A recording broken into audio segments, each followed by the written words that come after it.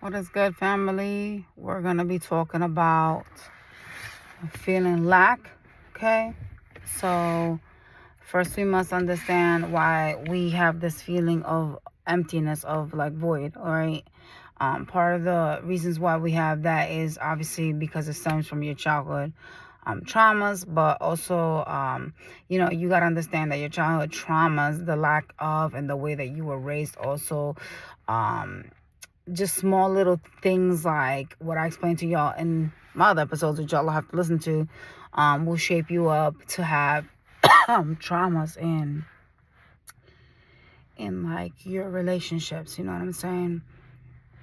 Understanding why you have a void in a relationship is needing to look back into your childhood and understand what could have happened, okay, to cause that trauma. Okay, give me a minute, you guys. To understand, not only to understand like where you got that trauma from, but like how to cure it, right? So in our relationships, we have this disappointment, this great disappointment in the other person, but it's really um a feeling of like lack. Like the reason why you keep trying and trying with someone is because you feel like you have, like there's something missing, right? So like the feeling of like lack will make you think that like if this is an example, right? So like if I don't have this guy, then I'm not complete. I'm not feeling like whole. All right. And it has to unfortunately come from like within oneself. You have to like love yourself, understand that you don't lack, and the reason why you're holding on tightly to somebody is simply because in your mind you created these illusions and these visions, and you foresaw things one way and they're another. Okay, so like you created these these happy moments, and you allowed someone to take control of things in your life. All right, it's like putting all your eggs in a basket, right? So like you created all these moments and you allowed someone to take control of that, and you allowed someone to manage how you feel based upon the way that they treated you. It's kind of like, like when you're in a relationship, right? You create like this vision of like who you want, and who you feel is gonna be like successful with you. But at the end of the road, right? I don't even know what that noise was, but at the end of the road, it's like the reason why that is taking place is simply because you were the one that created an illusion, right? You created this beauty within your mind, this expectation, right?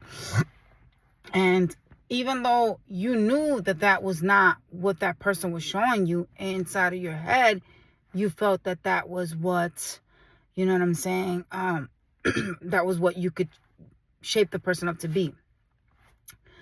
Unfortunately, in life, you cannot like rely on other people to make you happy. You cannot. You have to build the happiness for yourself. Just like you build the illusion for yourself, you have to build the illusion of being happy for yourself. Not only to, attract and manifest, but you have to build that illusion for yourself to help you heal. You know what I'm saying? Because in life, we give people power, but we can also take it away. You know what I'm saying? 99% to like 100% of people don't fall in love with the person that we're introduced to the representative. We fall in love with the person that we created in our minds that this person could be, the potential that we saw in that individual, before we started dealing with them, or when we first started dealing with them. You know what I'm saying? Like, yeah, there was things that attracted you to that energy, like their face. You know what I'm saying? Maybe they was fun. Maybe you like the fact that they used to laugh a lot and reminded you when you was happy, shit like that. But remember, it's like once the rose-colored glasses fall off, you're actually starting to see the person for who they are, and like you're not attaching these beautiful like notes to them like when you first got with them. You know what I'm saying? Like when you first had all these like goals and aspirations. And so now comes the phase of disappointment. But understanding that you were the one that created an illusion is also taking accountability, right? Taking responsibility for your actions and understanding that people that are in your life, if you want them to be in your life, like, yeah, okay, let's say you want Johnny, right? But Johnny's really showing you how fucked up he really is. Johnny was always that way. You simply tried to make it look like Johnny wasn't, because you wanted to be loved that bad that you dismissed red flags. Let's be honest. You know what I'm saying? You created an illusion with Johnny. You created this idea in your mind that Johnny was financially stable. Maybe Johnny just had a regular ass job. You know what I'm saying? You created this idea that Johnny could be a good father, and maybe Johnny was just being a parent. You know what I'm saying? Like, these are like, there's like a lot to this conversation that I'm going to talk to you guys about later on, but I'm just explaining like little bits of stuff that a lot of people falsely lead themselves into relationships in, okay? Every time you meet somebody, they show you the representative. People never show you who they really are. Let's be real. But, that mask and that facade doesn't really last long, all right? Some people a week, some people a month, but at the end of the day, it's like that mask falls off and you see the person for who they really are. And don't tell me that you fell in love in like a month, because if you did, then there's something you need to take a look at. Are you really in love, or are you feeling needy? Like, are you like clinging on to the idea of finally having something stable because you've had toxic partners prior? Like, these are all questions obviously you should ask yourself, because there is traumas. You don't fall in love with someone in a month. Let's be real. Okay? You don't even know that person. So if at the moment in time you feel like, hey, I'm in love, you know what I'm saying? It's because you're creating an illusion on something that you want. You know what I'm saying? Like, we all growing up have an idea of what our like life partners will be, and part of this has to do obviously with our childhood. What we see, what TV shows us, like Disney, Cinderella, shit like that. Like a lot of girls, they grew up and they wanted to be princesses and they wanted to marry a prince, and like I said, that's another conversation for another day. But what we are around, our environment shapes us up to who we are today, and it affects us greatly in relationships. It affects us in our daily lives, just with anybody, our children, our family, our spouse, our boyfriends, whatever.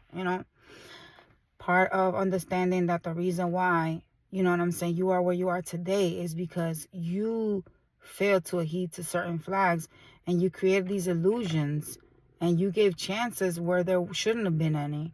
Because remember, this energy, they showed you who they were, but in your mind, you was in denial and you refused to accept what you saw. So at the end of the day, it's kind of like the biggest like step for me, viewing, just being myself in this situation, is like understanding and acknowledging like where you went wrong, right? Like understanding how you got to where you are today, and like what you're gonna do to change it was really important. Taking accountability is very important. Understanding like, that you are the one in charge, and that the reason why you're here today is because you created an illusion, based upon an actual living human being, and now you're at this point and where this person has let down that illusion, and acknowledging that you let yourself down is what's really the most painful part. You know what I'm saying? Because acknowledging that you created the illusion and that you were the one that let yourself down is basically you understanding that, there's something that you need to fix within yourself, and you need to understand within yourself. You know what I'm saying? In order for you to be happy in life, you got to see where you went wrong, and not everybody wants to admit that they are wrong in life and in things, especially relationships, you guys. So I'll catch y'all on the next one. Bye, you guys.